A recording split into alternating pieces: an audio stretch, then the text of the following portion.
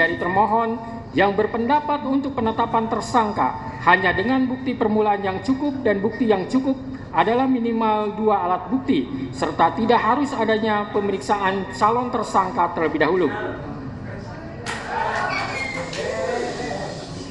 Menurut hakim, penetapan tersangka tidak hanya dengan bukti permulaan yang cukup dan bukti yang cukup adalah minimal 2 alat bukti, tetapi juga harus diikuti adanya pemeriksaan calon tersangka terlebih dahulu. Karena hal tersebut sudah jelas dan tegas termaktub dalam putusan Mahkamah Konstitusi nomor 21/PUU 12 Romawi garing 2014 tertanggal 16 Maret 2015 telah memberikan syarat tambahan bahwa selain 2 alat bukti harus dilakukan pemeriksaan terhadap calon tersangka terlebih dahulu, di mana dalam pertimbangannya Mahkamah Konstitusi menyebutkan bahwa agar memenuhi asas kepastian hukum yang adil sebagaimana ditetapkan dalam pasal 28D ayat 1 Undang-Undang Dasar 1945 serta memenuhi asas lex serta dan asas lex stricta dalam hukum pidana, maka prasa bukti permulaan yang cukup dan bukti yang cukup sebagaimana ditentukan dalam pasal 1 angka 14, pasal 17 dan pasal 21 ayat 1 KUHP harus ditafsirkan sekurang-kurangnya 2 alat bukti yang termuat dalam pasal 184 ayat 1 KUHP dan disertai dengan pemeriksaan calon tersangkanya, kecuali terhadap tindak pidana yang penetapan tersangkanya dimungkinkan dilakukan tanpa kehadirannya in absentia. Menimbang bahwa pemeriksaan calon tersangka walaupun tidak dicantumkan dalam amar putusan, melainkan dibunyikan dalam pertimbangannya, akan tetapi putusan Mahkamah Konstitusi tersebut bersifat final dan mengikat, maka sepatutnya isi putusan seluruhnya harus dipatuhi terlebih lagi oleh penegak hukum. Menimbang bahwa keharusan adanya pemeriksaan calon tersangka di samping minimum 2 alat bukti tersebut semata-mata bertujuan untuk memberikan transparansi dan perlindungan hak asasi seseorang agar sebelum ditetapkan sebagai tersangka sudah dapat memberikan keterangan yang seimbang dengan minimum 2 alat bukti yang sah yang telah ditemukan oleh penyidik. Menimbang bahwa oleh karena sebagaimana fakta di persidangan tidak ditemukan bukti satupun yang menunjukkan bahwa pemohon dalam penyidikan yang dilakukan oleh termohon pernah dilakukan pemeriksaan sebagai calon tersangka sebelum ditetapkan sebagai tersangka oleh termohon, maka menurut hakim penetapan tersangka atas pemohon haruslah dinyatakan tidak sah dan dinyatakan batal demi hukum.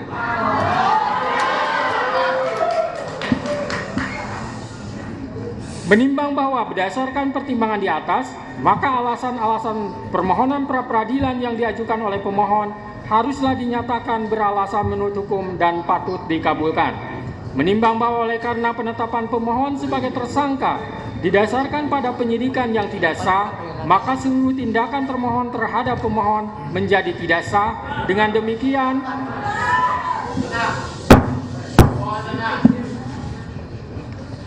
Dengan demikian petitum dalam permohonan pra-peradilan pemohon secara hukum dapat dikabulkan untuk seluruhnya. Menimbang bahwa oleh karena permohonan pra-peradilan pemohon telah dinyatakan dikabulkan untuk seluruhnya, maka biaya yang timbul dalam perkara ini dibebankan kepada negara. Memperhatikan Undang-Undang Nomor 8 Tahun 1981, Putusan Mahkamah Konstitusi Nomor 21/PUU 12 Romawi garing 2014 serta peraturan lain yang bersangkutan, mengadili 1. Mengabulkan permohonan pra-peradilan pemohon untuk seluruhnya. 2. Menyatakan proses penetapan tersangka kepada pemohon berdasarkan surat ketetapan nomor Estap garing 90 garing 5 Romawi garing Res 124 garing 2024 garing Diskreskrimum tanggal 21 Mei 2004 atas nama Peggy Setiawan beserta surat yang berkaitan lainnya dinyatakan tidak sah dan batal demi hukum.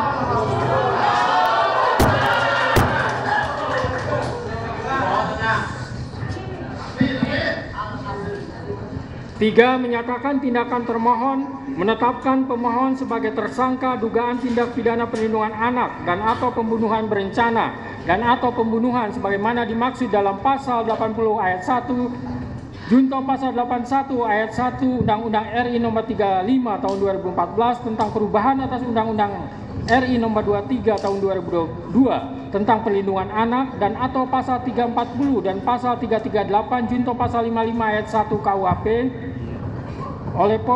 oleh Polri Daerah Jawa Barat Direktorat Reserse Kriminal Umum termohon adalah tidak sah dan tidak berdasarkan atas hukum. 4. Menetapkan surat ketetapan tersangka nomor Estaf garing 90 garing 5 Romawi garing Res 124 garing 2024 garing Diskrekrimum tanggal 21 Mei 2004 batal demi hukum. 5. Menyatakan tidak sah segala keputusan dan atau penetapan yang dikeluarkan lebih lanjut oleh termohon yang berkenaan dengan penetapan tersangka atas diri pemohon oleh termohon. 6. Memerintahkan kepada termohon untuk menghentikan penyidikan terhadap perintah penyidikan kepada pemohon. 7. Memerintahkan kepada termohon untuk melepaskan pemohon dari tahanan.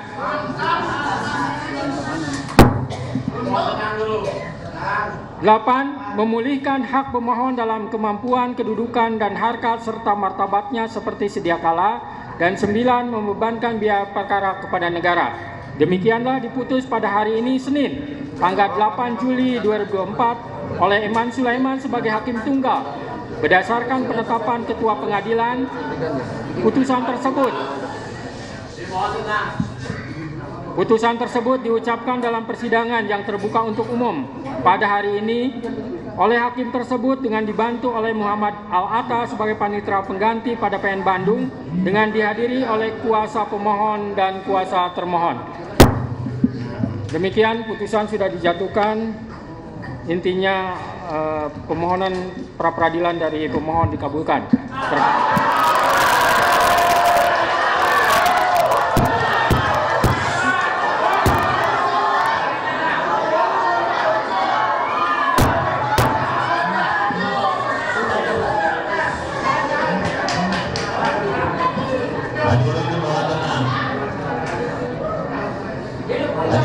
Baik ya.